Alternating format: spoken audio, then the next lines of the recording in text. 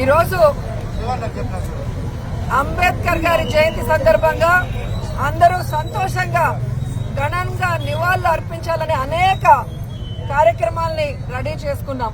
కానీ నిన్నటి సాయంకాలం మీరు చూశారు, విజయవాడ నడిబొడ్డులో చంద్రబాబు నాయుడు తన పచ్చ రౌడీ మూకలతో జగన్మోహన్ రెడ్డి గారి మీద హత్యాయత్నం చేయటం ఈ రాష్ట్రమే కాదు, దేశంలో ఉన్న అన్ని రాష్ట్రాల్లో వాళ్ళు కూడా షాక్ కి గురయ్యారు.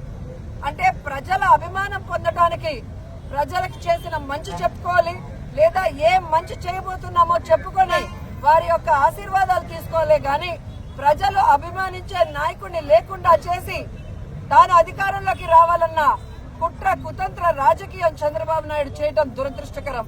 గతంలో కూడా పాదయాత్రలో జగనన్న మీద ఏ విధంగా కత్తితో దాడి చేశారో మనం అందరం కూడా కళ్ళారా చూసాం.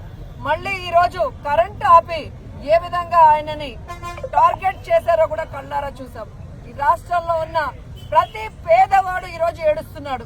తమ కోసం ఇన్ని అవమానాలు ఇన్ని కష్టాలు భరిస్తున్న జగన్మోహన్ రెడ్డి గారిని ఈ విధంగా వీళ్ళు టార్గెట్ చేసి ఆయన క్యారెక్టర్ గురించి బ్యాడ్ గా చెప్పడం, ఆయన చేస్తున్న పరిపాలనని తప్పుగా ప్రజల్లోకి తీసుకుని వెళ్లాలన్న ప్రయత్నం చేయటం.